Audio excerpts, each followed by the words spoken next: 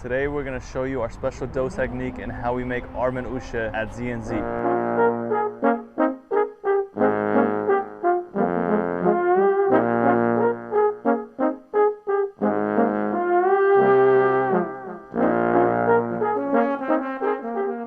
The first step is we like to auto-lease our dough, and this is simply just mixing the water and the flour together very briefly. And this kickstarts the gluten development process and allows us to get that nice elastic dough that we look for. We have our ingredients weighed out.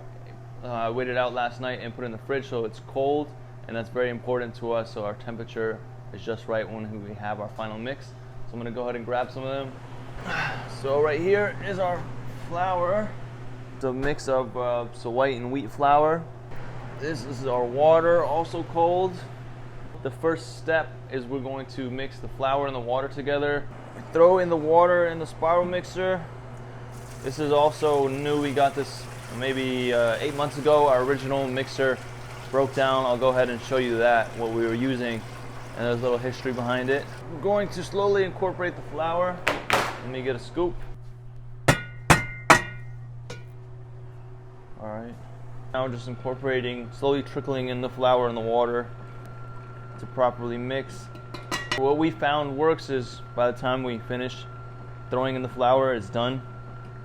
And then we take it out of the mixer, put it in the fridge so that it will sit there and rest for about an hour or so. And that's part of the auto-lease process, but it's also important for us to get the temperature of the dough down before we go ahead and mix. Little disclaimer, yes, we've been researching a lot and reading a lot. Doesn't mean we're the smartest people and know everything about the dough process and techniques. So if we misspeak, you can feel free to chime in the comments, but it's also a lot of trial and error. You know, you can read so much and try so much, but what works for someone else doesn't always work for you. So everyone needs to take that into consideration, not only in work, but in life. This done, it's good to go. That's about it. It was just about 15-20 seconds after I finished the flour, and it's kind of jaggedy, which is what we want. We don't need it to be fully incorporated. We don't want to overmix. It just needs to combine. We're going to get another bin from up top for an opportunity to see the fit. We got the manoushe on the crocks. The auto-lease is now done. Again, we just incorporated flour and water to hydrate the dough. These are now going into the fridge for about an hour so we can get the temperature down and for them to rest, which kind of completes the auto-lease cycle. This is our little Hobart mixer that we started using in 2016. So this restaurant, if you don't know, used to be our grandpa and uncle's for about 25 years. They didn't sell any bread, but our grandma was a big baker at home, so our grandpa bought this mixer for her in about the 80s. She'd make us manoushe, plain, like just loaves of bread. When we came into the restaurant, we were still using it in 2021, and then maybe 2 months later it broke down on us, and kind of bittersweet because it's got a lot of history to it, but also we just ended up needing a bigger mixer and something that worked better for us, which is when we got our spiral mixer. We also made a YouTube video on that. If you want to watch it, we'll probably insert it or put in the caption. We're back now to do the mix. The auto-lease has rested, the temperature has cooled down.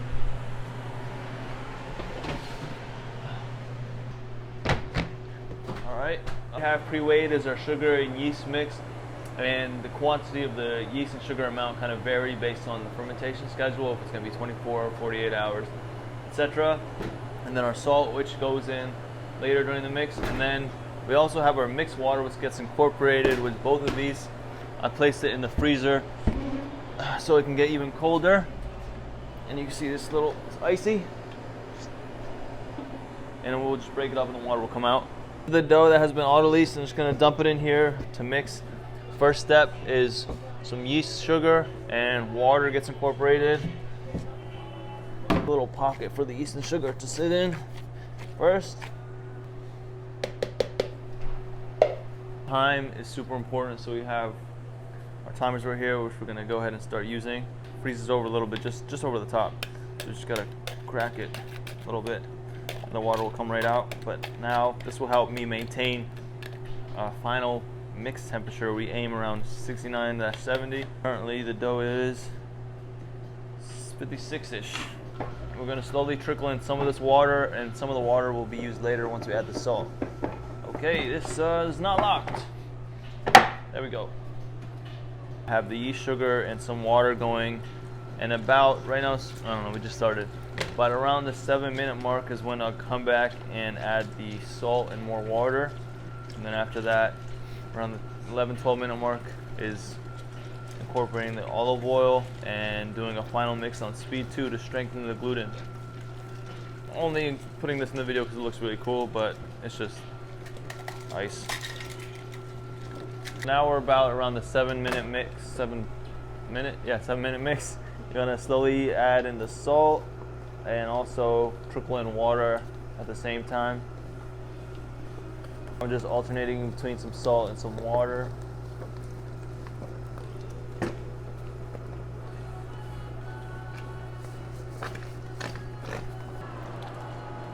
All right, that's it, salt, water done.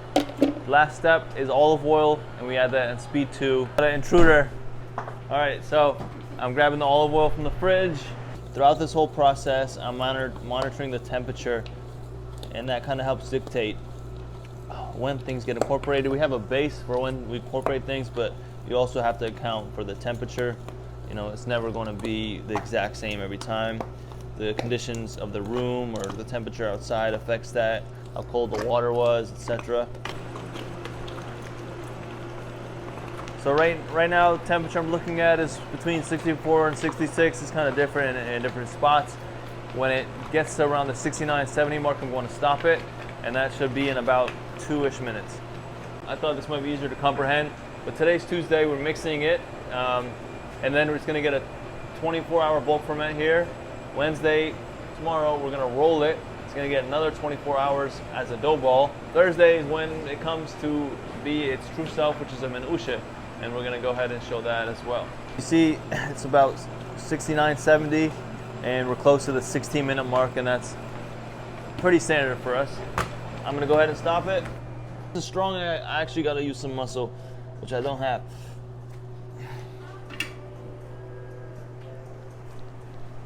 I just cut into little strips and place them into there. Each get half and half, and just based on feel, the half and half. Take this as one big ball.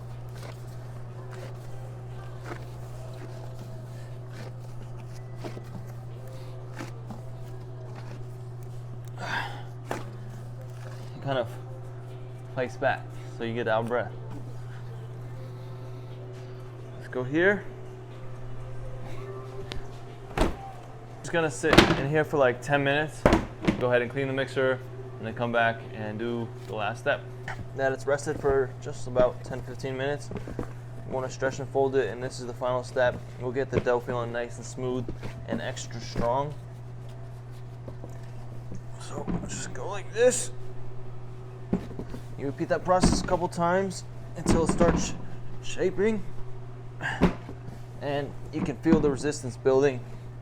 The more you stretch and fold. One more time, and then I'm gonna start folding it.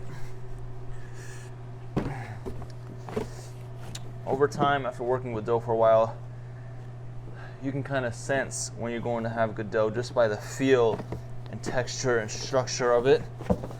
And I have a 98.9 inclination that this is going to be good. Hit it with some streaks of oil. Give it a little rub. It's done now. It's going to sit in the fridge until tomorrow for about 24 hours. And then tomorrow we roll it. It's a really good workout for your full body. So yesterday we finished mixing the dough. It did a ferment in the fridge for about 24 hours, and now it's the next day. Today's Wednesday, and we're coming to shape them into dough balls, which then they'll go into the little cubby bins and sit again for another 24 hours. When we first got into this, none of us really knew how to roll a dough ball besides our mom and grandma, and it's really a hard thing to teach someone. It's more so you kind of just get used to it through experience. It's kind of a muscle memory movement. Everyone has their own technique, but this is kind of mine. I also don't know how to explain it. I just do by feel. And you get this nice, smooth, elastic dough ball. We finished rolling our batches, and now they're getting some rest in the proofer till tomorrow.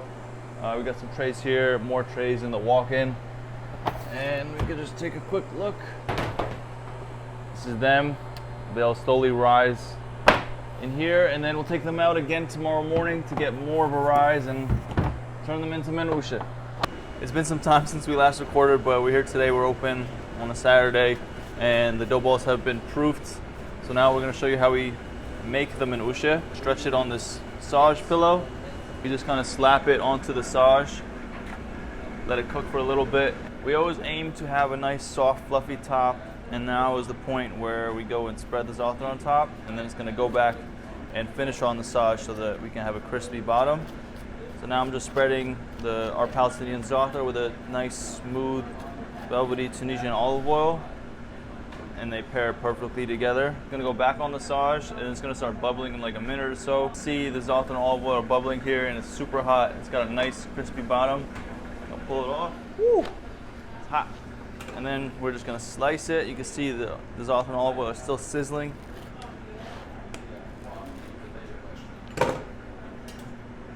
And we're gonna try a bite. See, there's no flop. I still feel a fluffy top. That's what we always strive for. And of course, this is the Za'atar Manoushe. You can enjoy it with some fresh veggies, lebne. Going for a bite. Woo. There's nothing like a hot, fresh Za'atar Manoushe. Takes us back to our childhood when our grandma would always come and bake for us. And now we're baking for the masses. If you're not around this area and want to make a manoushe at home the same delicious way we do, we're gonna make a video soon to show you how to make a beautiful manoushe at home without all the equipment we have here.